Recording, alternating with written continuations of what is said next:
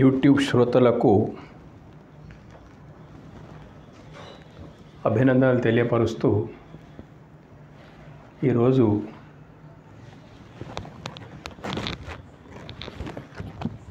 విశ్వవిఖ్యాత తత్వవేత్త, యుగద్రష్ట, దార్శనికుడు, మహామానవతావాది 12వ శతాబ్దం లోపల దివి నుండి భువికి తెంచినటువంటి ఒక మహావిభూతి బసవేశ్వరుడు. ఆయన సేవలను బట్టి అతడికి విశ్వగురు అని కూడా బిరుదాంకితుడైపోయిన మొత్తం మీద 12వ శతాబ్దం లోపల చేసిన సేవలకు ప్రతిఫలంగా ఇతడు పుట్టింది కర్ణాటకలో, నేటి కన్నడ రాష్ట్రం. పుట్టిన ఆనాటి కులం అసలు కులాలను లెక్కబెట్టేవాడు కాదు బసవಣ್ణ. అతడి భావజాలం లోపల కులాలు రెండే రెండు, కుల ಎರಡುಂಟಿ, రెండే కులాలు. ಒಂದು ಭವಿ, ಒಂದು ಭಕ್ತ.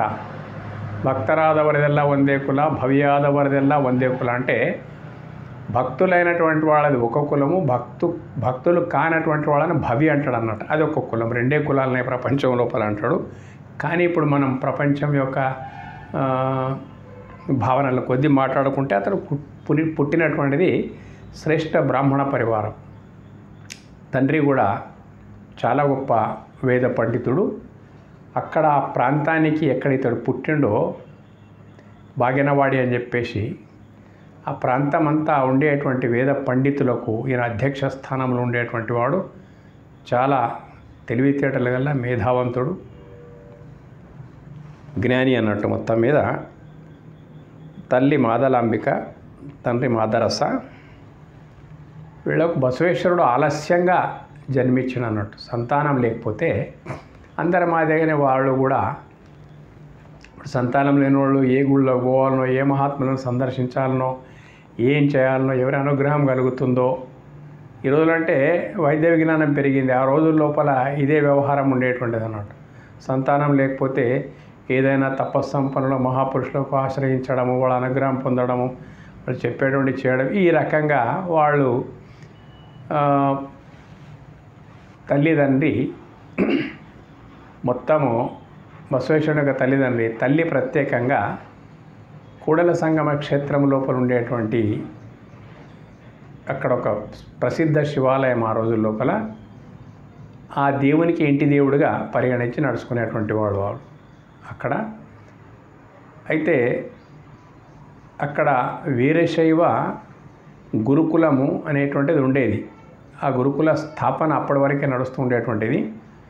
జాతవేద ముని అనేటువంటి వ్యక్తి ఆ గురుకులాన్ని స్థాపించిండు అక్కడ. జాతవేద ముని ప్రసిద్ధ వీరశైవ ఆచార్యుడు అన్నట్టు.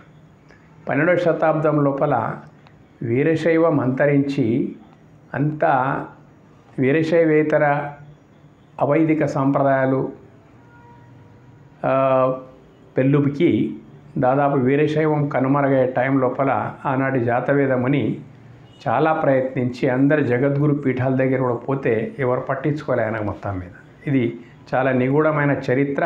అందరు దాచిపెడతారు దీన్ని బసవభక్తులంతా. అయితే ఎవరు పట్టించుకోలేదు. ఏమయ్యా వీరశైవధర్మం అంతరించిపోతుంది, దానికి సంబంధించిన పీఠాలు ఉన్నాయి, అన్నీ ఉన్నప్పటికైనా అంతరించిపోతుంది అంటే దాని కొరకు ఈయన ఏం చేస్తాడని పట్టించుకోలేదు అన్నట్టు. స్వయంగా అతడు కూడా జంగముడే కాబట్టి అదొక జగద్గురు పీఠానికి సంబంధించినటువంటి శాఖ మఠమే వాళ్ళది కూడా. ఉజ్జయిని పీఠానికి సంబంధించినటువంటిది వాళ్ళది శాఖ. అయితే అనుకుంటా అతడు ఇంకా ఎవరికి చెప్పి ఏం లాభం లేదని బసవేశ్వరుని తెలుసుకునే మొదలు బసవేశ్వరుని యొక్క గురువైనటువంటి జాతవేదుని చరిత్ర చాలా అవసరం అన్నట్టు తెలుసుకునేది. అయితేనే బసవేశ్వరుని యొక్క కరెక్ట్ పొజిషన్ మనకు అర్థమైపోతుంది అన్నట్టు.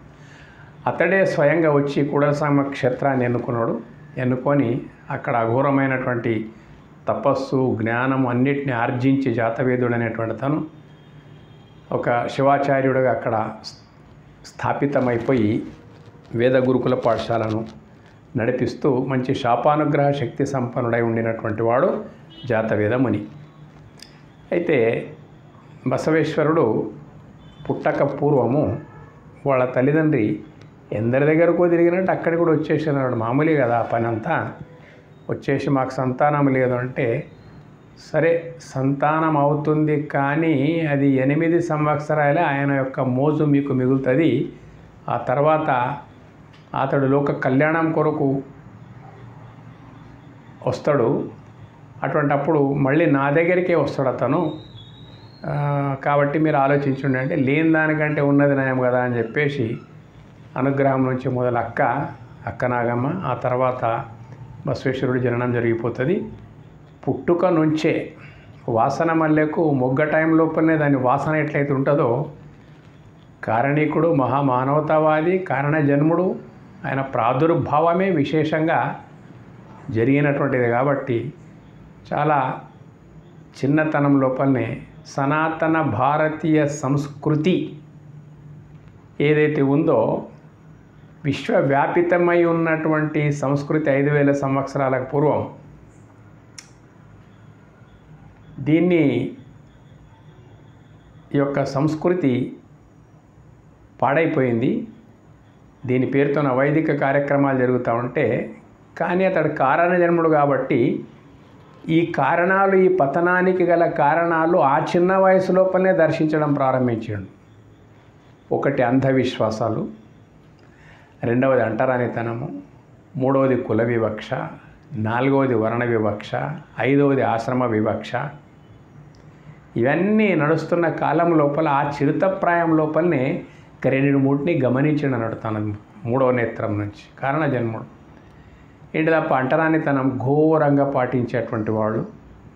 అంధవిశ్వాసాలు అంటే దేవుని పేరిట చేసేటువంటి కార్యక్రమాల లోపల చాలా మటుకు అంధవిశ్వాసాలు ఉండేటువంటి వాటన్నింటి చిరుతప్రాయం లోపలనే బసవేశ్వరుడు ఖండిస్తూ రావడము.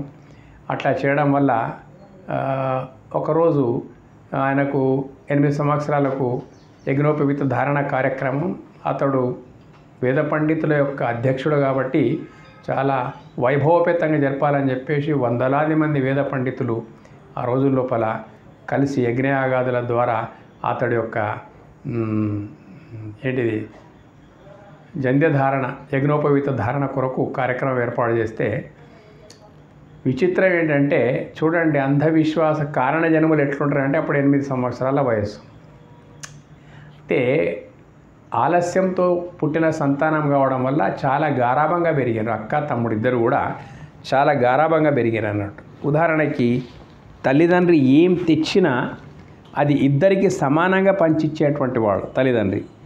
అక్క నిడిచి తమ్ముడు, తమ్ముడు నిడిచి అక్క ఉండేటువంటి వాళ్ళు కారు. అయితే ఆ పరిస్థితుల లోపల అదే అలవాటు అట్లానే కొనసాగింది. బసవేశ్వరుడు యజ్ఞోపవీత ధారణ చేసే సమయం లోపల ఈ జంధ్యము మా అక్కకు కూడా కావాలి, అయితే నేను ధరిస్తా లేకపోతే లేదని ఒక పట్టుదలతో కూర్చొని ఉంటాడు అన్నట్టు. ఆ పట్టుదలతో కూర్చున్నప్పుడు వాళ్ళందరూ అంటారు, మరి నాయన స్త్రీకి జంధ్యధారణ ఉండదు, ఈ యజ్ఞోపవీత ధారణ అంటే ఇప్పుడు గాయత్రి మంత్రోపదేశం చేయాల్సి వస్తుందిరా, కాబట్టి గాయత్రి మంత్రం మహిళలకు ఉపదేశించబడదు. ఆ రోజుల మాట అట్లా ఉండేనట్టు. ఇవన్నీ అంధవిశ్వాసాలు అన్నట్టు. అంటే ఒకవేళ మా అక్కకు అవసరం లేకపోతే స్త్రీ అయినటువంటి ఆమె గాయత్రి మంత్రం వద్దు, యజ్ఞోపవీత ధారణ వద్దు అని మీరంటే నేను కొన్ని ప్రశ్నలు ఇస్తా, నాకు జవాబు అంటున్నాడు బసవేశ్వరుడు. ఏంటిది ఆ ప్రశ్నలు అంటే, గాయత్రి మంత్రం యొక్క అధిష్టాన దేవత ఎవరు? అమ్మవారు. సరే, ఏ మంత్రానికి అధిష్టాన దేవత అమ్మవారు, శక్తి అమ్మవారు అని మీరు అంటున్నారో, ఆ అమ్మవారి రూపం లోపల నా అక్కను మీరు గాయత్రి మంత్రంకు దూరం ఉంచడం అంటే, మరి ఏ మంత్రానికి అధిష్టాన దేవత అమ్మవారి అయి ఉందో అటువంటి మంత్రము మా అక్కకు పనికిరాదంటే మంత్రంలో ఏమన్నా లోపం ఉందా, లేకపోతే మీ అవగాహనలో లోపం ఉందా? ఇలాంటి మంత్రం నాకు వద్దు అని ఆయన తిరస్కరిస్తే పెద్ద దుమారం చెలరేగుతుంది అన్నట్టు. అంతకు మొదల నుంచే ఇటువంటి అన్నీ ఖండిస్తూ వచ్చేటువంటి వాడు. కానీ ఇది చాలా ముఖ్యమైన ఘట్టము. చాలా దుమారం చెలరేగి బ్రాహ్మణ సమాజానికి అధ్యక్షుడైనటువంటి అతని మాదలంబిక వాళ్ళందరూ ఇక చాలా ఏంటిది ఈ ప్రోగ్రాం లోపల ఎట్లయిపోతుంది అక్కడ పరిస్థితి అంటే, ఒక పెద్దవాళ్ళు పెళ్ళి కార్యక్రమం నిర్ణయించినప్పుడు ఆ పీటల మీద నుంచి పెళ్ళి ఎగిరిపోతే ఎంత బాధాకరమో అంత బాధాకరం అయిపోతుంది. అందరూ ఏంటి ఇట్లా అయిపోయిందని చెప్పేసి ఆ బ్రాహ్మణ సమాజం సమావేశాన్ని ఏర్పాటు చేసుకొని, మాదరస మీ కుమారుడు వయసు పెరిగిన కొద్దీ మన బ్రాహ్మణ్యాన్ని నాశనం పట్టించేది పక్క, బ్రాహ్మణ్యం యొక్క అవగాహన ఈయనకు వేరే రకంగా అనిపిస్తూ ఉంది. ఈయన మనని ఇప్పుడే ఖండిస్తున్నాడు అన్నప్పుడు మన ఉనికికే ఈయన బీటలు వారేటువంటి పరిస్థితి ఉంది. కాబట్టి మీరు దయచేసి మీకు ఈ గ్రామాన్ని వదిలి, సంఘం యొక్క అధ్యక్ష పదవిని వదిలి మీకు కుల బహిష్కారం చేయాలని మేము నిర్ణయించుకున్నాము. అందుకు తప్పు నీది కాకుండా మీ కుమారుని యొక్క విప్లవ భావాలు మాకు చాలా ఇబ్బంది పెడుతున్నాయని చెప్పేస్తే, అప్పుడు బసవేశ్వరుడు కారణ జన్మలు ఎట్లుంటుందో చూడండి. కొంచెం సేపు అట్లానే ఆగి, నాన్న నీవు వీళ్ళని వదలలేవు, వాళ్ళు నిన్ను వదలలేరు, నీవు వాళ్ళని వదలలేవు, నా కారణంగానే నీకు బహిష్కరిస్తున్నారు, కుల బహిష్కరణ చేస్తున్నారు అని అంటే ఇప్పుడు నేనే వెళ్ళిపోతా, మీరుండండి అని చెప్పేసి వరపుత్రుడు అంటారు. నేరుగా అదే కూడల సంగమ క్షేత్రానికి వచ్చేస్తాడు. అదంతా అట్లా కాల నిర్ణయం ప్రకారం జరిగిపోతుంది అన్నట్టు. అప్పుడు యొక్క వరపుత్రుడు కాబట్టి చాలా మక్కువతోని చురుకైన వ్యక్తి 8 సంవత్సరాల లోపలనే ఇలాంటి మాట్లాడినంటే ఆయన విజ్ఞానం ఎంత సూక్ష్మమైందో అర్థం చేసుకోండి. గురువు చాలా జాతవేదముని సంతోషించి ఆయనకు అక్కడే చేసుకొని 18 సంవత్సరాల పాటు ఆశ్రమం లోపల విద్యార్థి అతనే, అధ్యాపకుడు అతనే అనేటువంటి లెక్క లోపల ఎదిగిపోయాడు అన్నట్టు మొత్తం మీద. ఆ రకంగా తనకంటే వెనుక ఉన్నటువంటి జూనియర్స్ ఎవరైతే ఉంటారో వాళ్ళకంతా పాఠాలు చెప్పుకుంటా, గురువు యొక్క అపరిమితమైనటువంటి అనుగ్రహానికి పొందుకుంటా అక్కడనే పెద్దగా అయిపోతే, జాతవేదముని రే తల్లిదండ్రులు అయితే ఈ రకంగా బహిష్కృతులు అయిపోతే ఇక్కడికి వచ్చేసాడు, మన జీవితం ఎట్లా అని చెప్పేసి ఆ జాతవేదముని ఆలోచన చేసి ఏం చేశాడంటే, అప్పటి వరకు ఆయన అభ్యసించిన విద్య వేద శాస్త్ర పురాణ ఇతిహాస వీరశైవ ఆగమ దర్శనాలు ఇవన్నీ మొత్తం మథించి సంపూర్ణమైనటువంటి అధ్యయనం చేసి అతడు మొత్తం నింపుకొని పెట్టాడు అన్నట్టు. అప్పుడు ఇంకా జాతవేదముని ఈయనకు పెళ్లి చేయాలి. పెళ్లి చేసిన తర్వాత ఈయనకు ఏదైతే ఉద్యమం యొక్క సారథ్యం అప్పగించాలి ధర్మ సంస్థాపన కొరకు అనుకొని ఏం చేస్తాడంటే, నువ్వు పెళ్లి చేసుకోవాలని చెప్పేస్తే, లేదు నేను ఇక్కడనే ఉండిపోతా, ఇట్లాగే ఉండిపోతా, నేను ఈ సేవ చేసి ఇక్కడనే ఉంటా అని చెప్పేస్తే, కాదు నీవు పుట్టింది అందుకొరకు కాదు, నీవు పుట్టిన విషయం వేరే ఉంది, కాబట్టి విద్యకు ఎప్పుడే కానీ రాజపోషణ అవసరం ఉన్నది. ఇప్పుడు నువ్వు రాబోయేటువంటి ఒక విప్లవ వీరుడు, నువ్వు అంధవిశ్వాసాలకు, అంటరానితనానికి, వివక్షలకు నువ్వు పోరాడవలసినటువంటి సమయం ఆసన్నమైంది. ఆ గురువుకు ఏ భావాలు ఉన్నాయో ఆ భావాలంతా విశ్వవ్యాపితం కావాలని చెప్పేసి ఇద్దరు మాట్లాడుకున్న తర్వాత మేనమామ కూతురుని, ఎందుకంటే అప్పటికే కుల బహిష్కారమైనటువంటి పరిస్థితి ఉంది కాబట్టి ఇంకా వేరే వాళ్ళ పిల్లనివ్వడం కష్టమని మేనమామను నచ్చజెప్పి మేనమామ కూతురైనటువంటి ఆమెని పెళ్లి చేస్తారు గంగాంబికే. ఆ రకంగా పెళ్ళి అయిపోయిన తర్వాత ఉద్యోగం కావాలి. ఆ కారణంగా అతడికి బిడ్డనిచ్చినటువంటి మామ ఎవరైతే ఉన్నారో అతడు బిజ్జళ సంస్థానం లోపల హోమ్ డిపార్ట్మెంట్లో, అంటే మిలిటరీ లోపల చిన్న పని చేసేటువంటి వాడు, దండనాయకుడు అని చెప్పేసి ఆయన పని ఉద్యోగం ఉండేటువంటిది. అక్కడికి తీసుకొని పోయి ఉద్యోగం కూడా ఇప్పించడమైంది. అంచెలంచెలుగా అక్కడ ప్రధానమంత్రి వరకు ఎదిగిపోతాడు అన్నట్టు. చరిత్ర ఉంటుంది, ఇంకా ఉండనివ్వండి. ప్రధానమంత్రి వరకు ఎదిగిపోతాడు అన్నట్టు. గురువు చెప్పిన మొట్టమొదలే నిజమైనటువంటి విప్లవానికి ఖచ్చితంగా రాజపోషణ అవసరం ఉంది కాబట్టి అక్కడ పోయిన తర్వాత ఆ గురువు యొక్క అడుగుజాడల లోపల మార్గదర్శనం ప్రకారంగా ఆయన చెప్పినటువంటి మాటలు చాలా న్యాయంగా, ఎంతో కట్టుదిట్టంగా బిజ్జళ సంస్థానం లోపల మంచి పేరు తెచ్చుకున్నటువంటి వ్యక్తి బసవేశ్వరుడు. ఆ రకంగా ఆయన అఫీషియల్ టైం ఏదైతే ఉందో, ఎంతవరకు ఉద్యోగంలో ఉండాలో అంతవరకు ప్రతిరోజు అంతా ఉద్యోగ కార్యక్రమాలు నిర్వర్తిస్తూ చరిత్ర చాలా పవిత్రంగా, చాలా గొప్పగా ఉన్నది. మీకు ఒక్క మాట చెప్తా, ఎంత నిజాయితీగా ఉద్యోగ ధర్మాన్ని నిర్వర్తించండి అక్కడ అంటే, ఆ రోజు నూనె దీపాలే ఉండేటువంటి అన్నట్టు. ఒక్క విషయం చాలు మీకు ఎంత గొప్పవాడు అనేటువంటిది. నూనె దీపాలే ఉండేటువంటి అన్నట్టు. అయితే అతడు తన ఇంట్లోపల ఎంతవరకు రాజకార్యాలు ఉంటాయో, లెక్కలు వ్యవహారాలని చూసేది ఉంటాయో తన ఇంట్లో నివాస గృహం లోపల, అంతవరకు అధికారికంగా గవర్నమెంట్ అంటే ఆ బిజ్జళ రాజసంస్థానం ఇచ్చిన నూనె ద్వారా దీపం వెలిగించేటువంటి వాడు. ఆ తర్వాత అధికారిక కార్యక్రమాలన్నీ అయిపోయిన తర్వాత ఆ దీపాన్ని ఆర్పేసి ఇంకో దీపం అట్టించేటువంటి వాడు అన్నాడు.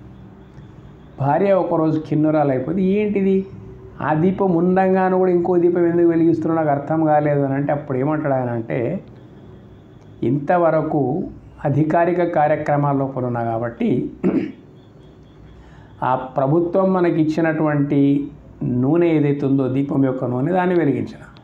ఇప్పుడు మన సంసార కార్యక్రమ వ్యవహారాలు, మన భోజనాది ఇత్యాదులు ఉన్నాయి. మనం వీటి కొరకు నా వేతనం లోపల నుంచి వచ్చినట్టు, నా వేతనము ద్వారా కొన్న నూనె ఏదైతే ఉందో అది వెలిగిస్తా.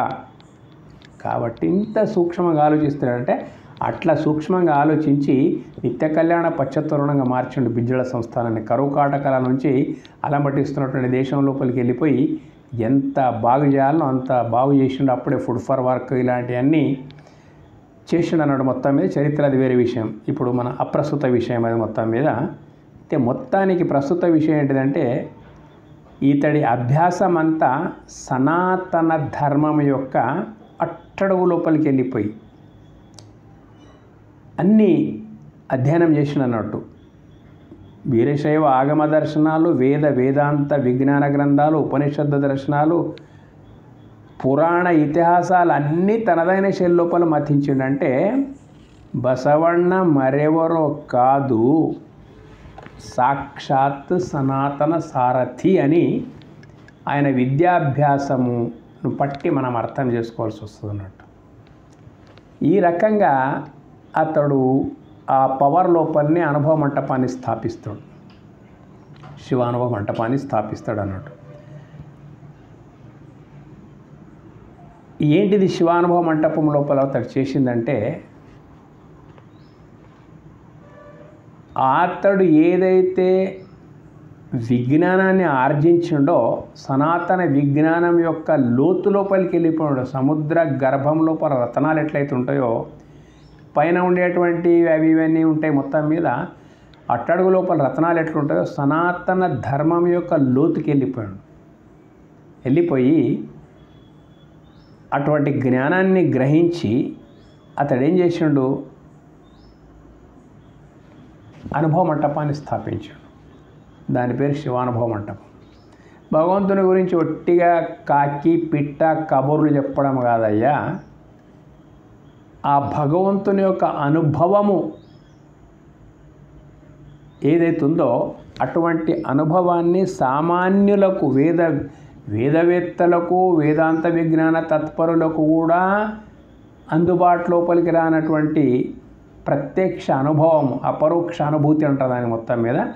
ఆ శివానుభవం ఏదైతుందో ప్రత్యక్షంగా ఆ పరమాత్మని యొక్క అనుభవము సామాన్యులకు సహితం గావించాడు. అక్కడ పెద్ద విప్లవం ఏంటిదంటే, తాడిత పీడిత అణగారిన అంటరాని వర్గాలు ఏవైతున్నాయి కదా, వాళ్ళందరూ వెలివేయబడ్డటువంటి జాతులు ఏవైతున్నాయి కదా, ఆ వెలివేయబడ్డటువంటి జాతుల వాళ్లను చేరదీసి గొప్ప సంస్కారము, ఆ సంస్కారం కొరకు అతడు ఒక శాఖను ఎన్నుకున్నాడు అన్నట్టు. ఏంటిదంటే అప్పటి వరకే ఉండేటువంటి వీరశైవ ధర్మం ఏదైతే ఉందో మనుషులకు దీక్ష సంస్కారం ఇచ్చడం కొరకు కూడా కావాలి కదా, మార్పిడులకు సంబంధించినటువంటిది, వాళ్ళకి సంస్కారం ఇచ్చేటువంటి సంబంధించినటువంటిది ఒకటి ఏదైనా కూడా మిషనరీ కావాలి, ఒక ప్రాసెస్ అనేటువంటిది ఉండాలి. కాబట్టి దాని కొరకు వీరశైవ ధర్మాన్ని ఎన్నుకున్నాడు. వీరశైవ ధర్మం లోపల లింగ దీక్ష అత్యవసరమై ఉంటుంది. కాబట్టి అష్టావరణ పంచాచార శటస్థలాలు అదంతా చాలా పెరిగిపోతుంది మనకి ఇక్కడ వీడియో టైము. అందుకే వీరశైవ ధర్మాన్ని ఎన్నుకొని ఎవరైతే వెలివేయబడ్డటువంటి జాతులు ఉన్నాయో అంటరాని వాళ్ళగా ఎవరైతే ఉండినరో మొత్తం మీద వాళ్ళందరినీ చేరదీసి వాళ్లకు లింగ దీక్షనిచ్చి అష్టావరణం ద్వారా సంస్కారం చేసేసి వాళ్లకు ఆయన యొక్క బోధనల ద్వారా డైరెక్ట్ శివుడు అంటే ఎక్కడో కైలాసంలో ఉంటాడు ఆ లోకంలో అని కాకుండా డైరెక్ట్ వాళ్ళకు ఆ అనుభవ పద్ధతిని నేర్పిండి అన్నట్టు. ప్రత్యక్ష అనుభవ పద్ధతిని నేర్పిండి. దాని కొరకు అందుకొరకే శివానుభవ మంటపం అని దానికి పేరు వచ్చేసింది అన్నట్టు. మొత్తం మీద అటువంటి మంటపాన్ని స్థాపించి ఆ రోజుల్లో ఎందుకు స్థాపించిండో అనే మాటకు వస్తే సనాతన ధర్మము సుమారు 4000 సంవత్సరాల నుండి అతడు పుట్టినప్పటికీ ఇంకా 4000 సంవత్సరాల మొదలు నుండి సనాతనులైనటువంటి వాళ్ళు ఏదైతే ఉందో ద్వాపర యుగం వరకు అయితే మొత్తం విశ్వమంతటా సనాతన ధర్మమే కొనసాగింది. ఋషిమునుల యొక్క పరంపర కొనసాగింది. కలియుగ ఆరంభం నుంచి దారి తప్పిపోయి చిందర వందర అయిపోయింది. అసలు ఎట్లా కప్పుకొని పోయింది అన్నట్టు. మొత్తం మీద నివురు కప్పిన నిప్పుకి ఏముంటుంది, మీద బూడిద మాత్రమే ఉంటుంది. ఆ రకంగా చెత్త చెదారం ఆలోచనతో బాగా నిండి అతలాకుతలమైపోయి అసలు సనాతనం అనేటువంటి ధర్మం ఏదే కానీ పుస్తకాల్లో ఏమైనా ఉండొచ్చు, కానీ ఆచరించేటువంటి దాని నుంచి దాని పేరు రాకపోవడం ఉంటుంది అన్నాడు. అప్పటి వరకే చాలా భ్రష్టుపట్టినటువంటి పరిస్థితులు, యజ్ఞాల పేరిట పశుబలులు ఇవ్వడము, స్త్రీలని ఎంతో కించపరచడము, స్త్రీకి ధార్మిక సాంస్కృతిక అవకాశమే లేదని వాదించడము, విధవలను ఒక రకంగా చూడడము, నీచమైనటువంటి అంటరానితనాన్ని పాటించడము, సమాజం అంతా అతలాకుతలమైపోయినటువంటి పరిస్థితి అది. దాన్ని బాగా గమనించినటువంటి బసవేశ్వరుడు ఈ ధర్మము నిలబడాలంటే ఇది పతనం కావడానికి గల కారణాలు ఏంటిదో గమనించిండు అన్నట్టు. ముఖ్యంగా అంధవిశ్వాసాలు, దేవుని పేరిట దయ్యాల మాదిరిగా ప్రవర్తించేటువంటి అంధవిశ్వాసాలు ఏవైతే ఉన్నాయో, బహుదేవతల వాదన అంటే దేవుడు ఒక్కడే అని వేదం చెప్తున్నప్పటికైనా కానీ నా దేవుడు వేరే, నీ దేవుడు వేరే, నేను నమ్మే దేవునికి నీవు నమ్మ, ఇటువంటి అన్ని భేదభావాలు వచ్చేసినాయి. శైవులు వైష్ణవులు కూడా బాగా నిందించుకునేటువంటి వాళ్ళు. ఇవన్నీ పూర్తిగా ఎట్లా వెళ్ళిపోయిందంటే ఒక వ్యక్తి రోగగ్రస్తుడై కోమా స్థితి లోపలికి వెళ్ళిపోతే ఎట్లుంటుంది అనే పరిస్థితి దాదాపు ద్వాపరయుగ అంతం వరకు కొనసాగినటువంటి మహోన్నతమైనటువంటి సనాతన ధర్మము ఇంత రోగగ్రస్తం అయిపోయింది. ఎటువంటి రోగాలు వచ్చేసినాయి? అంటరానితనం ఒక క్యాన్సర్ లాగా, తర్వాత అంధవిశ్వాసాలు బ్రెయిన్ ట్యూమర్ లాగా, లింగ వివక్ష అది ఒక టీవీ లాగా, వర్ణ వివక్ష ఇలాంటి అన్నీ అంటుకొని ఒకే వ్యక్తికి ఇన్ని రోగాలు వచ్చినట్లు సనాతన ధర్మం అనేటువంటిది ఒకప్పుడు విశ్వవ్యాపితంగా ఉండేటువంటి ధర్మం ద్వాపర యుగాంతం వరకు టోటల్ విశ్వమంతటా సనాతన ధర్మమే ఉండేటువంటిది. ఆ తర్వాత కలియుగ ఆరంభం లోపల ఈ పరిస్థితులు వచ్చేసినాయి. అసలు ఏ పరిస్థితికి వచ్చేసిందంటే కోమాల వెళ్ళిపోయేటువంటి వ్యక్తి ఎటువంటి పరిస్థితి ఉంటుందో సనాతన ధర్మానికి అలాంటి పరిస్థితి వచ్చినటువంటి విషయం అదంతా తన యోగ దృష్టి నుంచి గమనించినటువంటి బసవేశ్వరుడు ఈ మూల కారణాలు ఏవైతే ఉన్నాయో కదా అంటరానితనం ఎట్లా దూరం చేయాలి, అంధవిశ్వాసాలు ఎట్లా దూరం చేయాలి, వర్ణ వివక్ష ఎట్లా దూరం చేయాలని చెప్పేసి అతడు అనుభవ మంటపం లోపలికి లక్షలాది మంది ఇద్దరిని జంటలను ఆహ్వానించేటువంటి వాడు అన్నట్టు. ఆహ్వానించి వాళ్ళకి లింగ దీక్ష ఇచ్చి వాళ్ళని శివయోగం సాధన చేయించి శివానుభవ తత్పరులుగా మార్చి ఎందరినో వచనకారులుగా మార్చేసిండు అన్నట్టు. వచనకారులు ఎంతోమంది, బసవేశ్వరుని యొక్క వచనాలు కూడా చాలా ఉండినాయి. మొత్తం వచనాలు ఎట్లున్నాయంటే అవి మట్టి లోపల నుంచి బంగారం తీసినట్టు అన్నట్టు వచనాలంటే. ఈ సనాతన భారతీయ సంస్కృతి యొక్క సారాంశాన్ని తమదైన శైలి లోపల వాళ్ళు వచనాలు చెప్పేటువంటి వాళ్ళు మొత్తం మీద మట్టి లోపల నుంచి బంగారం తీసినటువంటి పరిస్థితి ఉండను. మట్టిలో మాణిక్యాలు లాంటి వచనాలు మొత్తం ఎన్నో చేసిన బసవేశ్వరుడు ఈ రకంగా స్త్రీ పురుషులకు సమానమైన సాంస్కృతిక అధికారాన్ని, దీక్షా సంస్కారాలు భార్యకిస్తే భర్తకు, ఈ రకంగా లక్షల జంటలు తయారైపోయినాయి అన్నట్టు బిజ్జల సంస్థానం లోపల. ఆ పరిస్థితి, ఆ టైం ఎట్లుందంటే ఒకవైపు ఇస్లామీకరణ జరుగుతూ ఉంది. అప్పుడు 12వ శతాబ్దం లోపల వ్రేళ్ళునుకున్నారు మొత్తం భారతదేశం లోపల. అరబ్బులు మొత్తం దురాక్రమణదారులంతా అప్పటి వరకే వచ్చి వాళ్ళ యొక్క తడాకా చూపించేటువంటి పరిస్థితి. ఈ అనేక కారణాల వల్ల ఇటువంటి అంధవిశ్వాసాలతోనే అలమటిస్తున్నటువంటి జనాన్ని ఏదో ఒక ఉసిగొల్పి ఏకదేవ అట్లా ఇట్లా అనుకుంటా ఎంతోమందిని కన్వర్ట్ చేయడము, ముస్లింగా మార్చడము, ఆ తర్వాత అంటరానితనం పాటిస్తున్నటువంటి హిందూ జాతి ఎందుకు అని చెప్పేసి అప్పటికి వాళ్ళు ఈ సనాతనులు ఎవరైతున్నారో ఈ యొక్క వర్ణ వివక్షను, కుల వివక్షను చాలా అంటరానితనాన్ని పాటించేటువంటి వాళ్ళు ఇదే అలసుగా తీసుకొని ముస్లిమ్స్ ఏం చేశారంటే, ఏమిటదా మా దగ్గర ఒకటే విధంగా అందరికీ మేము వ్యవహరిస్తాము, మరి మీ దగ్గర ఇటువంటిది ఉందంటే అవును నిజంగానే మాకు ఆదరణ లేదంటే అప్పుడు వాళ్ళు అంతా కన్వర్ట్ కావడము. రాజులు, ముస్లిం రాజులు దురాక్రమణదారులు ఇక వాళ్లకు కావలసిన అన్ని సౌకర్యాలు కల్పించి లక్షలాది మందిని మత మార్పిడి చేస్తున్నటువంటి సమయం లోపల బసవేశ్వరుడు ఈ యొక్క అనుభవ మంటపాన్ని స్థాపించి అతడి యొక్క తపశక్తి, జ్ఞానశక్తి, రాజ్యశక్తి 3 ఒక్కటైపోయిన తర్వాత ఎవ్వరికి అంతు దొరకనంత గొప్ప లెవెల్ లోపల ఈ విప్లవం తీసుకొని వచ్చిన అనుభవ మంటపం యొక్క అప్పటికే లక్షలాది మంది తాడిత పీడిత అణగారినటువంటి వర్గాలే 90% అక్కడ ఉండడం ఏదైతుందో ఆ రకంగా జరిగిపోయింది అన్నట్టు. మొత్తం మీద ఇలా సనాతన మూలాలతో బసవేశ్వరుడు సనాతనంలో దేన్ని ఆత్మ సాక్షాత్కారం అంటారో అప్పటి వరకే కొంచెం మసగా బారిపోయినటువంటి పరిస్థితి, సనాతనం ఆచారాలు, చేష్టలు ఏవైతున్నాయో అంధవిశ్వాసాలు, అంటరానితనాలు, వివక్షలు పాటించడం వల్ల అప్పటి వరకే కొంచెం రాహుగ్రస్తం అయిపోయింది, సూర్యుని గ్రహణం పట్టినట్లు అయిపోయింది అన్నట్టు. కాబట్టి సనాతనం యొక్క మూలాలే అయినప్పటికైనా కానీ సనాతనులు దేన్ని ఆత్మ సాక్షాత్కారం అంటారో దాన్నే తనదైన శైలి లోపల సనాతనానికి నూతనంగా శివానుభవం అని పేరు పెట్టాడు అన్నట్టు. శివానుభవ మంటపం అని పేరు పెట్టాడు. ఇది చాలా సూక్ష్మమైనటువంటి విషయం. ఏది పరమాత్మ వస్తువు ఉన్నదో, ఏది ఎవరు పరమాత్మ అని దేన్నైతే అంటామో దానికి అనేక పేర్లు ఉన్నాయన్నట్టు.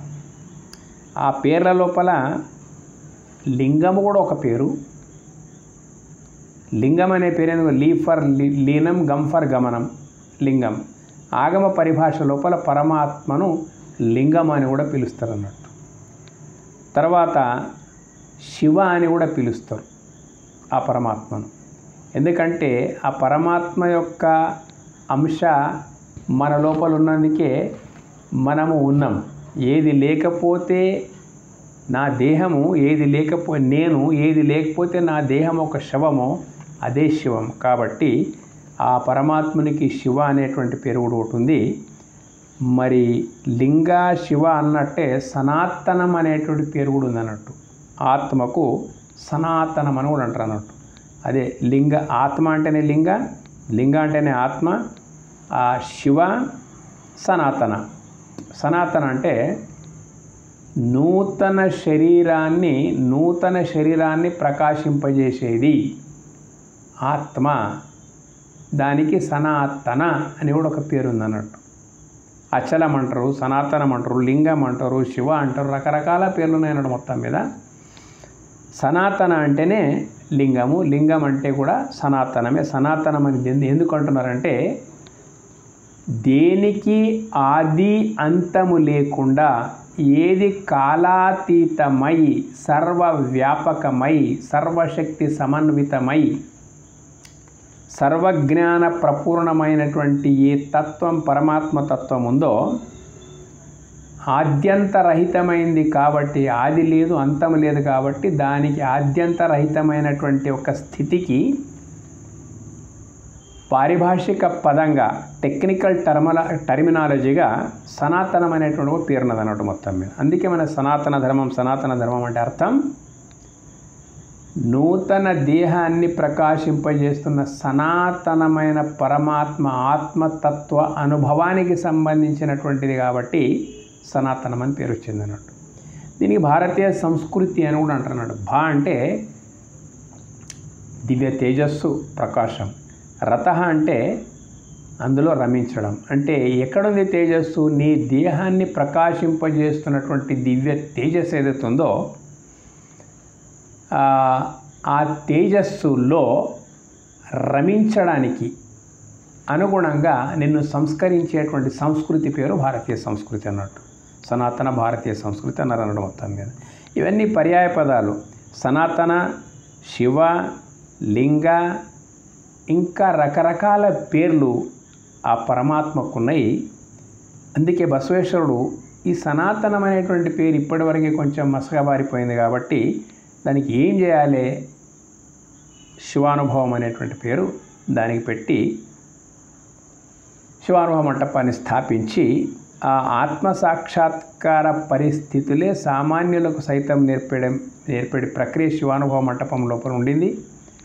చాలామంది శరణులు, అక్కమహాదేవి, అల్లమా ప్రభు, చెన్నబసవಣ್ణ, సిద్ధరామేశ్వరుడు, రకరకాల గొప్ప గొప్ప వాళ్ళు వచనకారులు అక్కడ ప్రతినిత్యం శివానుభవ మంటపం లోపల ప్రతినిత్యం కాకిపిట్ట కబుర్లు కాదు, నీకు ఏది నీవు దేహమువా ఆత్మవా, అంగమువా లింగమువా, శివంవా శివంవా అనేటువంటి పద్ధతి లోపల డిబేటింగ్ జరిగేటువంటి మొత్తం మీద కేవలం ఋషిమునులు పూర్వకాలం లోపల ఋషిమునులు ఏ రకంగా అయితే ఆశ్రమాల లోపల శిష్యులకు ఆత్మవిద్యను బోధించేటువంటి వాళ్ళు, అటువంటి ఆత్మవిద్యనే శివానుభవం అన్నట్టు. అయితే ఇలాంటి వాళ్ళంతా ఏవో కాకిపిట్ట కబుర్లు కథలతో కాలం వెలిబిచ్చకుండా అనుభవం గురించే సంఘర్షణ జరిగేటువంటిది అన్నట్టు. ఆ పరమాత్మని యొక్క శివానుభవం గురించే చర్చలు జరిగేటువంటి చాలా అద్భుతమైనటువంటి చర్చలు. ఆ చర్చల్లో ఏం నడుస్తుంది, మేము కూడా పాల్గొనాలని కొందరు పండితులు వచ్చేటువంటి వాళ్ళు అన్నట్టు మొత్తం మీద. అయితే వాళ్ళకు మొట్టమొదలు వాళ్ళు అక్కడ అనుభవ మంటపం యొక్క అధ్యక్షుడుగా అల్లమా ప్రభు చాలా గొప్ప త్యాగి. అయితే అక్కడ వచ్చేటువంటి పండితులు ఏం మాట్లాడడానికి వస్తున్నారని మొట్టమొదటి పరీక్ష జరిగేటువంటిది అన్నట్టు. కథలు, పురాణాలు, పుస్తక జ్ఞానము నుంచి మాతో మాట్లాడేది ఉంటే అవసరం లేదు, మా సమయం వృధా పోతుంది.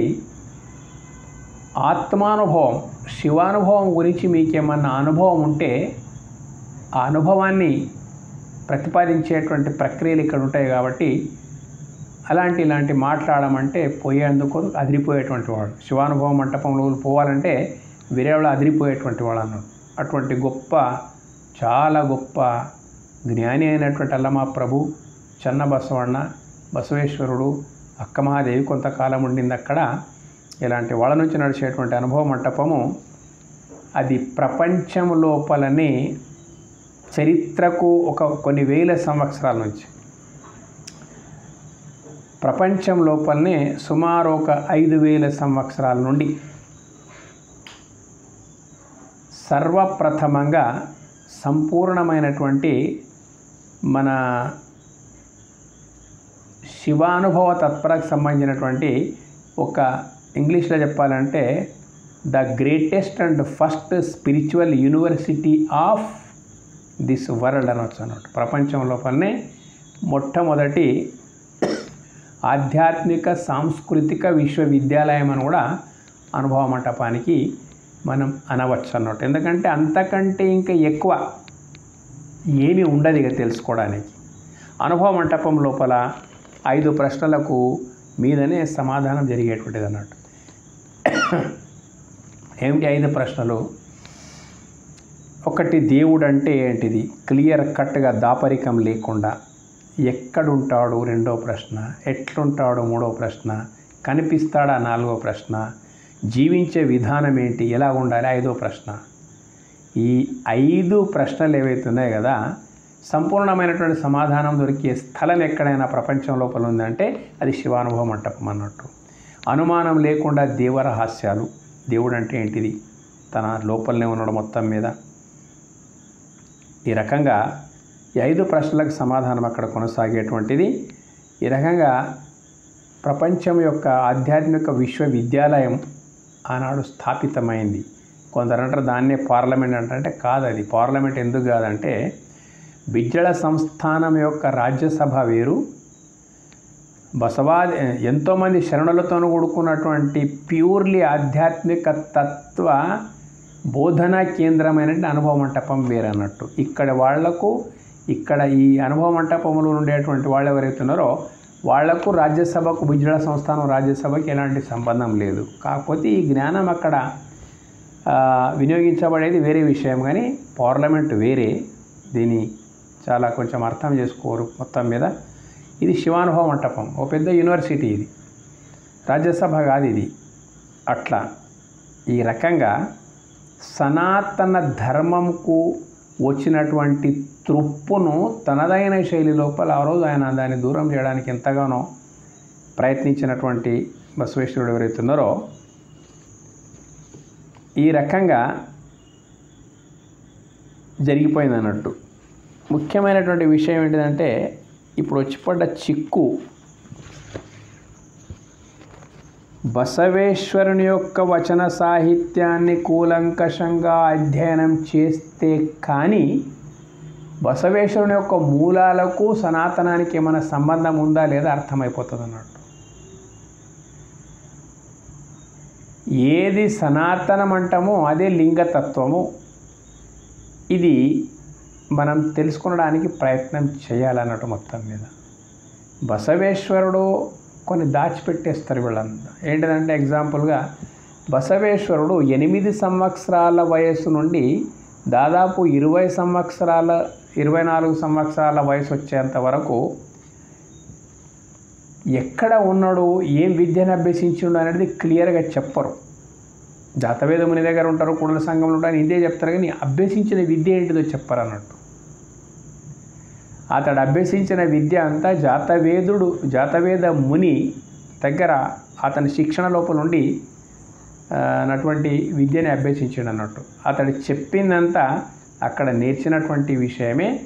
కాకపోతే గురువుని మించిన శిష్యుడు అంటే కూడా అతిశయోక్తి కాదు. చాలామంది ఉంటారు గురువుని మించిన శిష్యులు అంటే, గురువు విత్తన రూపకం లోపల కొంచెం ఇచ్చేస్తే దాన్ని పంటగా మార్చుకొని దేశకాలాలకు అనుగుణంగా తమదైన శైలి లోపల విజృంభించేటువంటి శిష్యులు చాలామంది ఉంటారు. అలా గురువును మించిన శిష్యుడుగా విజృంభించినటువంటి వీరుడు బసవేశ్వరుడు. అయితే ఆయనను తప్పుగా చిత్రీకరించేటువంటి రాను ఏమైపోతుందంటే, బసవేశ్వరుడు సనాతన ధర్మం పేరిట కొనసాగినటువంటి ఆకృత్యాలు ఏవైతున్నాయి కదా, చేయకూడని పనులు ఏవైతున్నాయి కదా, చెప్పకూడని మాటలు ఏవైతున్నాయి కదా, వాటన్నిటిని ప్రక్షాళన చేసి యథాతథమైనటువంటి ఆత్మధర్మం ఏమిటిది, శివానుభవం ఏమిటిది, సనాతన ధర్మము ఒక పాలైపోతే దాని లోపల నుంచి వెన్నెలాగా తీసి తన అనుభవాన్ని జోడించి ప్రపంచానికి ప్రసాదించాడు. ఇది అక్షర సత్యం అన్నట్టు. కానీ ఈరోజు వీళ్ళు బసవేశ్వరుడు విశ్వగురువు అయ్యాడు. బసవేశ్వరుడు విశ్వగురువు అయిపోతే ఆయనకు వీధి గురువుగా మార్చేస్తున్నారు ఈరోజు. వీధి గురువుగా అంటే పొరపాటు అర్థం చేసుకోవద్దు. ఈ బసవ భక్తులు ఎవరైతే ఉన్నారో ఇప్పుడు మొత్తం మీద బసవేశ్వరుడు ఏ మూలాల నుంచి ఇంత గొప్ప విద్యను అభ్యసించడం అనేటువంటి విషయాన్ని పక్కకు పెట్టేసి వాళ్ళు చెప్తున్నది ఏంటిదంటే ఇప్పుడు మొత్తం మీద బసవేశ్వరునికి సనాతన ధర్మానికి సంబంధం లేదు, బసవేశ్వరునికి వీరశైవ ధర్మానికి సంబంధం లేదు, బసవేశ్వరునికి వైదిక పరంపరకు ఎలాంటి సంబంధం లేదు. అయితే ఈ బసవ ధర్మం అనేటువంటిది స్వతంత్ర ధర్మము. దీన్ని పోల్చాలంటే సనాతనంతో పోల్చకూడదు. దీన్ని పోల్చాలంటే దీన్ని ఇస్లాంతో పోల్చండి, వాళ్ళతో ఏకదేవోపాసన ఉన్నది, మాత ఏకదేవోపాసన ఉన్నది. దీన్ని పోల్చాలంటే క్రైస్తవులతో పోల్చండి, వాళ్ళ దగ్గర కూడా అంటరానితనంకు నిషేధం ఉన్నది, మేము కూడా నిషేధించినాము. దీన్ని పోల్చాలంటే ఇటువంటి క్రైస్తవ మతంతో ఇస్లాం మతంతో పోల్చడం తగింది, కానీ సనాతన ధర్మంతో పోల్చడం తగదు. అంటే ఇంతకంటే ఘాతుకమైనటువంటి మాట ఇంకొకటి ఉండదు. స్వతంత్ర ధర్మం ఎట్లయితుంది చెప్పండి? బసవేశ్వరుడు ఎన్నుకున్నటువంటి మంత్రం ఓం నమ శివాయ మంత్రం. నా మనంబున ఇంకొకటి ఎరంగనయ్యా, నిరంతరం ఓం నమ శివాయ అని చుంటానయ్యా. నాకు ఇదే మంత్రము, నాకు ఇదే తంత్రము, నాకు ఇదే జపము తపము కూడల సంగమ దేవ అని చెప్పేసి వచనం చెప్పాడన్నట్టు. అంటే నా మనసు లోపల ఎప్పుడు కూడా ఇంకొక దానికి స్థానం లేదు. ఏదైనా స్థానం ఉంటే ఓం నమ శివాయ అనే మంత్రానికి ఉన్నది. అదే నాకు జపము, అదే నాకు తపము, అదే నాకు ఇదే మంత్రం ఇదే, తంత్రం ఇదే, జపం ఇదే, తపం ఇదే, మొత్తం నాకు ఇదే అని చెప్పేసి ఒక అద్భుతమైనటువంటి ముద్రిక.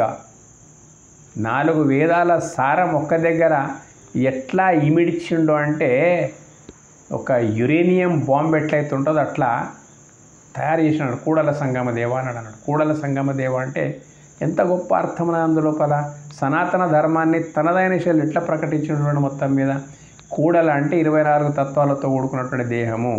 సంగమ అంటే దీనితోని సంగమించి ఉండేటువంటిది ఏదైతున్నదో అదే దేవ, అదే దైవము.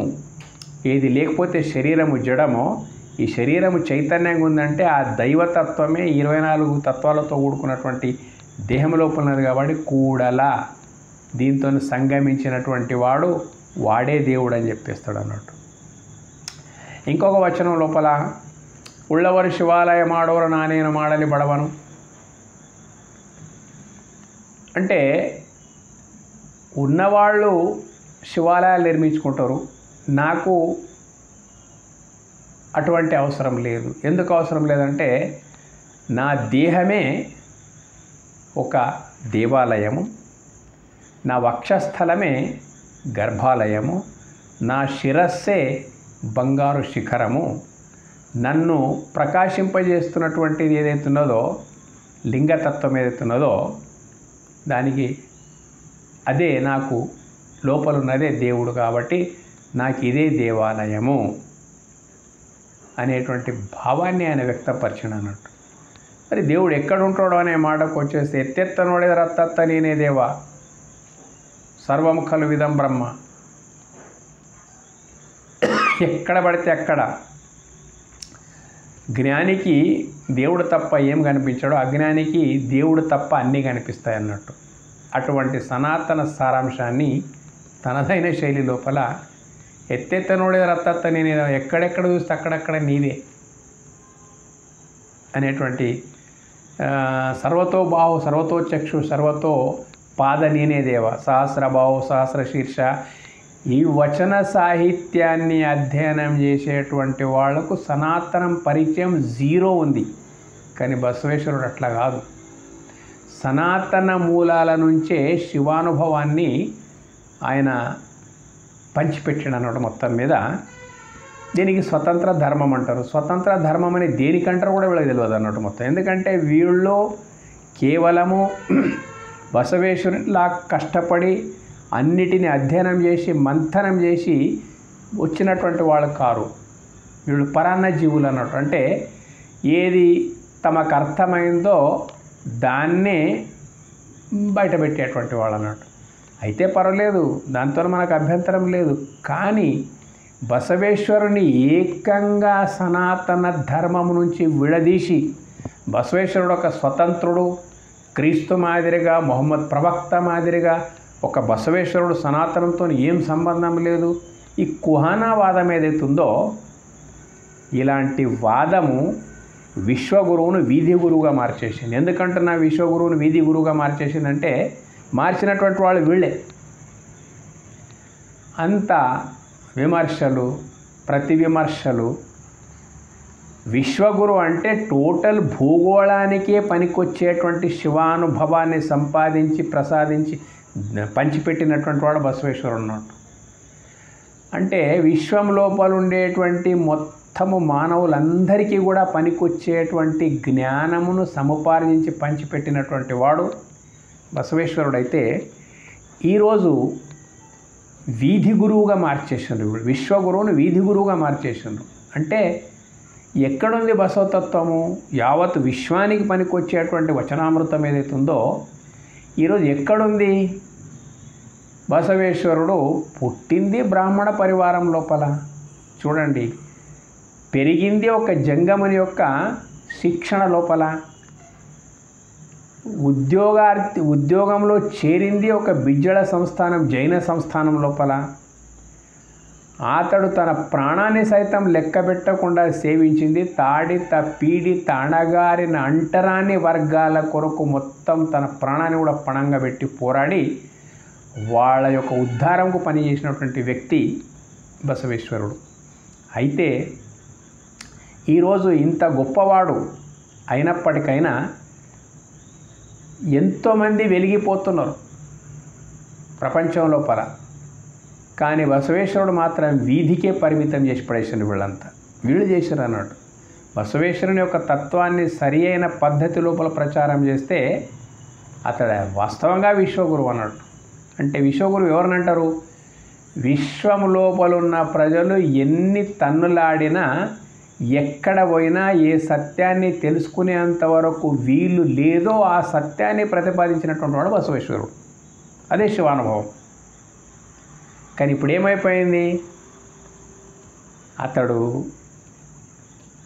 కేవలం కర్ణాటక రాష్ట్రం లోపల, కొంత మహారాష్ట్ర, కొంత తెలంగాణ ప్రాంతం తప్ప బసవేశ్వరుడు అంటే ఇది ఒక వీధి. విశ్వం అంటే చాలా పెద్దది భూగోళం. అందులో ఈ 2-3 రాష్ట్రాలు, ఒక రాష్ట్రంలో సంపూర్ణంగా కొంత 2-3 రాష్ట్రాలు తప్ప దాటడం లేదు. కారణం ఏంటిదంటే జాతి వ్యవస్థకు, కుల వ్యవస్థకు వ్యతిరేకంగా పోరాడినటువంటి బసవేశ్వరుని యొక్క భక్తులు మాది ఒక కులం అని చెప్పేసి కులానికి పరిమితం చేసుకున్నారు. బసవేశ్వరుడు అంటాడు, ಇವನಾರವ ಎಂದೆನಿಸಿದಿರಯ್ಯ, ಇವನಮ್ಮವ ಎಂದೆನಿಸಿరయ్యా అని చెప్పేసి అన్నట్టు. అంటే వాడు నావాడుగాడు, వీడు నావాడుగాడు అనక నాయన, ప్రతి ఒక్కడు నీవాడే అనేటువంటి భావంతో నడుచుకో. ఎందుకంటే ప్రతి ఒక్కరి లోపల ఉన్నది శివ చైతన్యం సమాన భావం లోపల ఉన్నది. ప్రకృతి ధర్మాలు ప్రతి ఒక్కరికి సమానంగా ఉన్నాయి. ఇంద్రియ విషయ భోగాలు మొత్తం సమానంగా ఉన్నాయి. ఇందులోపల ఎవరు కూడా ఏదో వేరే రకంగా పుట్టినటువంటి వాళ్ళు కారు. అందరూ మురికి మూలాల లోపల నుంచి బయటకు వచ్చినటువంటి వాళ్ళు, జ్ఞానం సంస్కారవంతులైనటువంటి వాళ్ళు, సంస్కారం లేని వాళ్ళు ఇంతే తప్ప వేరే భేదభావాలు ఏవి పాటించిన అవసరం లేదని చెప్పేసి అందరినీ తన వైపు లాక్కున్నాడు బసవేశ్వరుడు కులానికి వ్యతిరేకంగా. కానీ ఈరోజు ఒక కులము, లింగాయత్ కులము, ఇజంగమ కులము, ఇవన్నీ కులాలు ఏవైతున్నాయి దీనికే పరిమితమైంది. బసవేశ్వరుని యొక్క తత్వము దీనికే పరిమితమైంది. ఎక్కడ కార్యక్రమాలు చేసినా అత్యధిక శాతం వాళ్ళే ఉంటారు. ఎందుకు ఇట్లా అయిపోయిందంటే పట్టేశ్వరుడు బసవేశ్వరుని పట్టేశ్వరు అన్నాడు. పట్టేసి విశ్వగురువును వీధి గురువుగా మార్చేశారు అన్నట్టు. అంటే వీధికే పరిమితం చేసేసాను. బసవేశ్వరుని ఒక వీధికే పరిమితం చేసేసాను అన్నట్టు. ఈ ఘోరమైనటువంటి పరిస్థితి ఎందుకు వచ్చింది చూడండి. వాస్తవంగా దీన్ని బయటికి తెచ్చినటువంటి వాళ్ళు ఇంత మాత్రమైన ప్రచారంకు నోచుకుంది అంటే కొందరిని మనం స్మరించుకోక తప్పదు. మొట్టమొదటి 70-80 సంవత్సరాల క్రితం లింగానంద స్వామి అనేటటువంటి వ్యక్తి దీనికి బసవేశ్వరుని యొక్క వచనాలని బయటికి తీసుకొని వచ్చి ఆ శైలి లోపల ప్రచారం చేసిండు. అంతవరకు ఎవరికి పరిచయం లేదు. అయితే 100 సంవత్సరాల క్రితము హళకట్టి అనేటువంటి ఒక గొప్ప సాహితీవేత్త, చారిత్రక పరిశోధకుడు ఎవరైతున్నారో అతడు అక్కడక్కడ ఉండే వచనాలంతా కళ్యాణ క్రాంతి వచ్చి బసవేశ్వరుని వ్యతిరేకులంతా అది కళ్యాణ క్రాంతి విషయం వేరన్నట్టు అంతా వచన సాహిత్యం నాశనం అయిపోయింది. దానికి హళకట్టి అనేటువంటి ఒక మహాశరణుడు కన్నడ రాష్ట్రానికి సంబంధించినటువంటి అతను బయటికి తెచ్చి వచనాలను ఎంతో కష్టపడి ఎక్కడెక్కడనైనా కలెక్ట్ చేసుకున్నాడు అన్నట్టు. వచనాలు వ్యవసాయ పొలాల లోపల పాడుకునేటువంటి వాళ్ళు, వచనాలు ఈ ఆటపాటల లోపల పాడుకునేటువంటి వాళ్ళు, ఇటువంటి అన్నిటిని ఒక్క దగ్గర తీసుకొని వచ్చేసిండు. ఎందుకంటే కళ్యాణ క్రాంతి వచ్చిన తర్వాత దాదాపు వచన సాహిత్యం సర్వనాశనం అయిపోయింది అన్నట్టు. దాన్ని మరీ కష్టపడి తీసుకొని వచ్చిండు హళకట్టి. ఆ తర్వాత దాన్ని వెలుగు లోపల తెచ్చింది లింగానంద స్వామి. ఆ తర్వాత దాన్ని ఇంకా విస్తృత ప్రచారం లోపల తీసుకొచ్చినటువంటి పూజ్య మాతే మహాదేవి. ఆమెకు వీళ్ళందరి జ్ఞానాన్ని కూడా మనము చేతులెత్తి దండం పెట్టవలసిందే. కానీ బసవేశ్వరుడు విశ్వగురువుని తీసుకొని వచ్చి వీధి గురువుగా మార్చింది కూడా వీళ్ళే అన్నట్టు మొత్తం మీద. ఎందుకు వీధి గురువుగా మార్చిండ్రు? సనాతనమును వ్యతిరేకించడము, బసవేశ్వరుని వేద పరంపరకు విరుద్ధంగా చిత్రీకరించడము, సనాతన ధర్మ విరోధిగా బసవేశ్వరుని ఇట్లా మార్చడం మొత్తం మీద. ఇవన్నీ విన్నటువంటి మన భారతీయులు ఏం చేశారంటే ఇది ఒక గమ్మత్ కనిపిస్తుంది. మేము సనాతనంతో అవీరశైవ, అహిందూ, తర్వాత అవైదిక ఇట్లా అనాలనంట. అవైదిక అంటే వేదాలతో సంబంధం లేదు, అవీరశైవ అంటే వీరశైవతో సంబంధం లేదు, తర్వాత అవైదిక అవీరశైవ ఇట్లా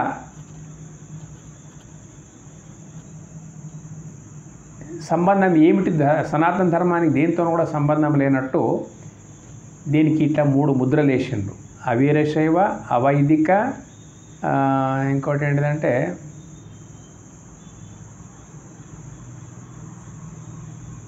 ఇట్లా మొత్తం అవైదిక, అవీరశైవ ఇట్లా ఈ రకంగా ప్రతిపాదించడం వల్ల ఏమైపోయిందంటే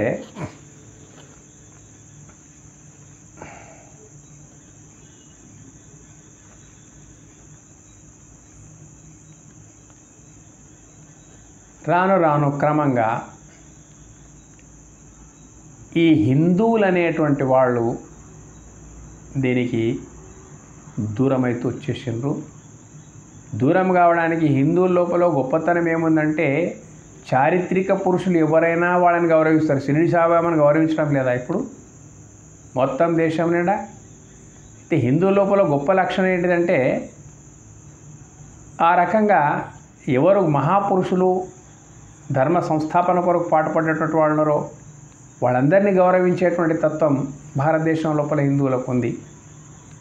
అయితే వీళ్ళు మరీ ఇది స్వతంత్ర ధర్మం అనేటువంటి మాట ప్రచారం చేసి దాన్ని క్రైస్తవ మతంతో పోల్చడము, ఇస్లాం మతంతో పోల్చడము, హిందూ మతంకి సంబంధం లేదనడము, ఇవన్నీ మాట్లాడడం వల్ల ఏమైపోయిందంటే స్వతంత్ర ధర్మం. ఎట్లా స్వతంత్ర ధర్మం అవుతుంది? ఇప్పుడు చూడండి, ధర్మము ఎప్పుడూ ఏ ధర్మము స్వతంత్రం కాదు. ఎందుకంటే సృష్టి పుట్టినప్పటి నుంచి సృష్టికర్త ఉన్నాడు, జ్ఞానం ఉన్నది, మానవులు ఉన్నారు, తెలుసుకోవడము అంతా ఉందన్నట్టు.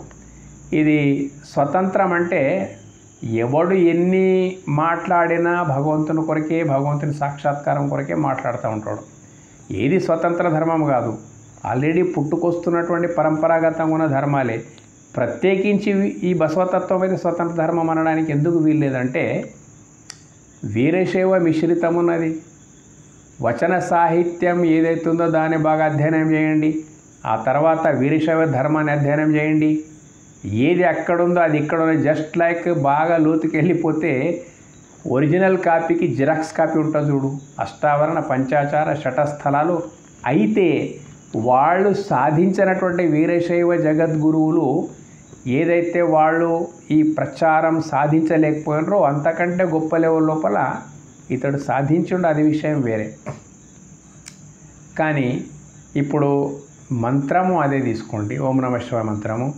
విభూతి అంటాడు. అష్టావరణం లోపల విభూతి ఉన్నది, రుద్రాక్షలు ఉన్నాయి, మంత్రం ఉన్నది. ఇలాంటి అన్నీ మొదటి నుంచి ఉన్నాయే తప్ప ఏదో కొత్తగా తెచ్చినటువంటిది ఏమి లేదు. పేర్లు అవే ఉన్నాయి, ఆచార విచారాలు అవే ఉన్నాయి, ధ్యాన పద్ధతులు అవే ఉన్నాయి. ఇటువంటి అన్ని మొత్తం మూల విషయాలు సనాతన ధర్మానికి సంబంధించినవి ఉన్నాయి.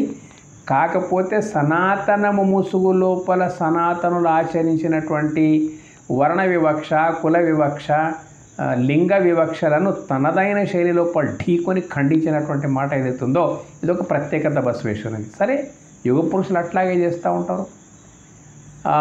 ఈ 12వ శతాబ్దం లోపల ఇటువంటి జటిలమైనటువంటి దారుణ గాఢ అంధకారమలముకున్నది సనాతన ధర్మంకు. ఆనవాళ్ళు లేకుండా పోయినటువంటి పరిస్థితులు వచ్చేటప్పుడు మొత్తం మీద బసవేశ్వరుడు విజృంభించి తనదైన శైలి లోపల పునఃస్థాపితం చేసినటువంటి ఏదైతున్నదో అది శివానుభవం. దాన్నే సనాతనం అంటారు, దాన్నే శివానుభవం అంటారు. మొత్తం మీద ఈ రకంగా ఒక బాధ ఏమవుతుందంటే, వివేకానందుడు బసవేశ్వరుడు గొప్పగా చెప్పింది ఏమీ లేదు వివేకానందుడు, కానీ యావత్ జాతి ఆయనను గుర్తిస్తూ ఉన్నది అన్నట్టు మొత్తం మీద. తర్వాత ఇంకా ఎందరెందో ఇలాంటి మహాపురుషులు ఉన్నారు. మొత్తము కబీర్దాస్ ఉన్నాడు, యావత్ జాతి గుర్తిస్తూ ఉన్నది ఆయన మొత్తం మీద. తులసిదాస్ ఉన్నాడు, రామచరిత్ మానస్గా అందరికీ పరిచయం అయిపోయాడు. ఆసేతు హిమాచలము వీళ్ళ పేర్లు ఉన్నాయన్నట్టు మొత్తం మీద. అయితే ఇక్కడ వీళ్ళ ఆ వాదనలకు ఈ వాదన సనాతనాన్ని కలుపుకొని మాట్లాడినటువంటి వాళ్ళు ప్రచారం అయిపోయారు. సనాతనంకు మాకు సంబంధం లేదన్న కారణంగా అంత గొప్ప విశ్వగురు, ఆయనని ఎంత వర్ణించినా తక్కువే. ఇటువంటి కుహానా వాదము నుంచి ఏమైపోయిందంటే విశ్వగురువు పోయి వీధికి పరిమితమయ్యేటట్ల ప్రచారాలు జరుగుతూ ఉన్నాయి. కాదు, ఈరోజు ఈ దేశకాల పరిస్థితులు 12వ శతాబ్దం లోపలనే భావి భారతదేశం ఎటువంటి ఒక దౌర్భాగ్యానికి నోచుకుంటుంది, అన్య ధర్మాల యొక్క ప్రచారం ఎట్లా పెరిగిపోతుంది అనేటువంటి విషయం అప్పుడే దర్శించండి. ఆయన దర్శించి ఒక సెటప్ను తయారు చేసిన అనుభవ మంటపం అనేటి. మానవులారా ఇట్లా కొనసాగండి, మీరు మానవ లోపల ఏ భేదభావాలు పాటించకండి, మానవులంతా ఒక్కటే అనండి మీరు మొత్తం మీద, అంటే నీ ధర్మం నిలబడతాయి, లేకపోతే లేదని అప్పుడే మనకు ఒక మార్గదర్శనం చేసినటువంటి మహాజ్ఞాని బసవేశ్వరుడు. అయితే ఇప్పుడు ఏ దౌర్భాగ్యం మనకు అంత అంధవిశ్వాసాలు బాగా పెరిగిపోతున్నాయి. దేవుని పేరిట దేవుని ముసుగులో జరుగుతున్నటువంటి కార్యక్రమాలు ఇట్లా జరుగుతాయని 12వ శతాబ్దం లోపల దర్శించిన బసవేశ్వరుడు. కాబట్టి ఆయన యొక్క భావజాలం, బసవేశ్వరుని యొక్క భావజాలము ఇప్పుడు చాలా అత్యవసరం ఉన్నది. ఈ ధర్మము నిలబడాలి, హిందూ ధర్మం నుండి సనాతన ధర్మం ఏమైనా ధర్మం నిలబడాలంటే ఎట్లా నిలబెట్టాలో అప్పుడే చెప్పేసిన బసవేశ్వరుడు. ఏ కారణాలతోని భగ్నమైపోయిందో, ఒకటి కుల వివక్ష, ఒకటి అంటరానితనము, ఒకటి అంధవిశ్వాసాలు. ఈ 3 లోపాల నుంచి పతనమైనటువంటి సనాతన ధర్మం ఏదైతుందో దీని ఉత్థానం జరగాలంటే 12వ శతాబ్దం లోపలనే బసవేశ్వరుడు బీజాలు వేసిండు. ఆ మార్గం లోపల మనం వచ్చిందాక తప్పదు. ఇప్పుడు ప్రపంచము దృష్టి అనేటువంటిది భారతదేశం లోపల ఉండేటువంటి ఇటువంటి అవలక్షణాలపైనే భారతదేశం యొక్క దృష్టి ఉంది. వేరే మతాలు బాగా ప్రచారం లోపలికి రావడానికి కారణం కూడా బసవేశ్వరుని యొక్క బోధనలను మనము విని ఆచరించకపోవడమే. బసవేశ్వరుడు చెప్పింది ఒక జాతి కొరకు కాదు, యావత్ విశ్వం కొరకు చెప్పింది ఉన్నది.